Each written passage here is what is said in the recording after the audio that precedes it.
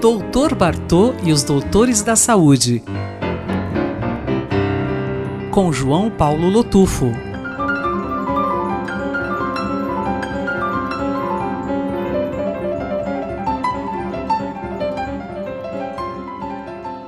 Dr. João Paulo Lotufo, o Dr. Valentim Gentil falou sobre maconha recentemente na revista Veja. Qual a relação dessa entrevista com a sua ida à cidade de Sertãozinho, interior de São Paulo, 120 mil habitantes, bem pertinho ali de Ribeirão Preto? Então, eu fui lá fazer uma palestra sobre a questão de drogas e no final da palestra sempre a gente abre para perguntas. E um ex-usuário me perguntou o seguinte: se ele percebe que ele tem, já estando sem usar drogas há bastante tempo, ele ainda tem um problema de memória e às vezes ele se sente um pouco lento. E ele queria saber em quanto tempo ele voltaria ao normal. E eu fiquei meio atrapalhado ali para responder aquela pergunta, porque na verdade, quando você tem uma mistura de drogas, a gente sabe que a maconha é responsável por lesões crônicas em muitos pacientes. Então, geralmente, quem está na Cracolândia, por exemplo, é dependente de álcool, tabaco e maconha. São 3 drogas.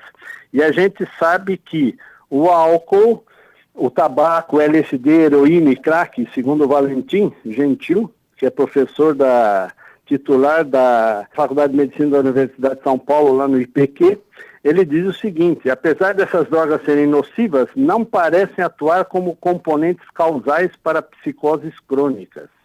Mas a maconha, sim. A maconha, mesmo depois da remissão de episódios agudos, algumas psicoses crônicas, como a esquizofrenia, são irreversíveis porque deixam sequelas.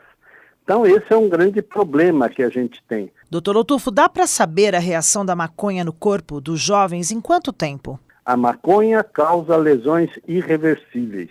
Então, é difícil a gente saber o que vai acontecer com essa população hoje que está usando maconha com altas concentrações de THC, que é o famoso skunk aí, como se diz. Isso está sendo usado e, na verdade, nós vamos ver o que acontece com as pessoas que estão usando esse tipo de maconha daqui a 15, 20 anos. Então, existem, na reportagem do Valentim, trabalhos muito recentes, como, por exemplo, março de 2019, no Lancet, um trabalho feito em 10 cidades da Inglaterra, Holanda, França, Espanha, Itália e também no Brasil, onde eles avaliaram 900 pacientes em primeiro episódio de psicose.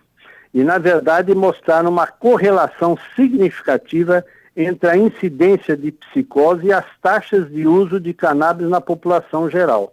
E, sobretudo, quando esse uso era diário. Então, o risco está diretamente relacionado aos teores elevados de THC, mais uma vez indicando aí relação causal nessa relação psicose e maconha. Então, na verdade, o que acontece? Nós estamos numa onda aí de liberação da maconha medicinal ou liberação até da maconha recreativa, e a gente precisa saber o seguinte: que onde tem fumaça, tem fogo. Isso diz o Valentim, já escutei ele falar isso várias vezes.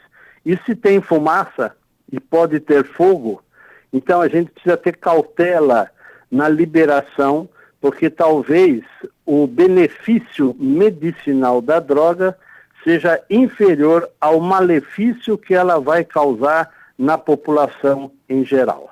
Então, esse indivíduo que estava ali perguntando sobre a maconha, sobre o risco, quando que ele vai ter a memória dele de volta, muitas vezes ele não a terá de volta, e isso é uma consequência a longo prazo do uso da droga. Vamos repensar. Eu sou Sandra Capomatto, você ouviu o Dr. João Paulo Lotufo, pediatra da Universidade de São Paulo, responsável pelo projeto Dr. Bartô. Doutor Bartô e os Doutores da Saúde, com João Paulo Lotufo.